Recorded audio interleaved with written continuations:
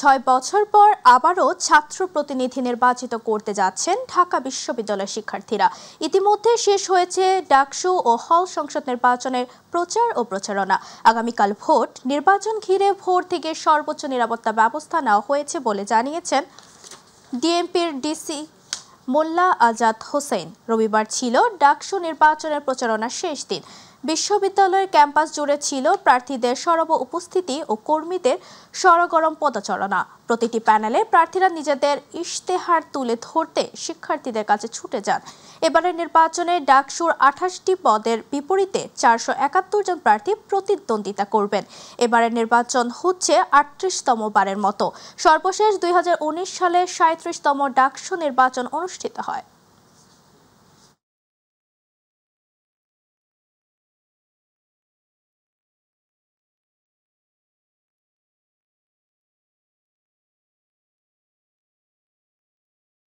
নির্বাচনকে কেন্দ্র করে এই নির্বাচনী পরিবেশ এবং সামগ্রিক পরিবেশ সুন্দর এবং স্বাভাবিক রাখার স্বার্থে আমাদের ডিএমপির মাননীয় কমিশনার মহোদয়ের নির্দেশনা এবং নেতৃত্বে আমরা একটি নিরাপত্তা পরিকল্পনা প্রণয়ন করেছি।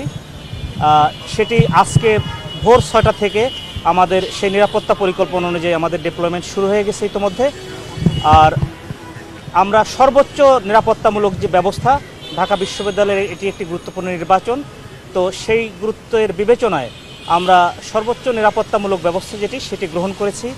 আমরা আশা করছি আমাদের পুলিশ এবং ঢাকা বিশ্ববিদ্যালয়ের যে প্রক্টোরিয়াল বডি আছে এদের সামগ্রিক এবং আপনাদের সার্বিক সহযোগিতায় আসন্ন যে নির্বাচন সেটি শান্তিপূর্ণ এবং নির্বিঘ্ন পরিবেশে অনুষ্ঠিত হবে।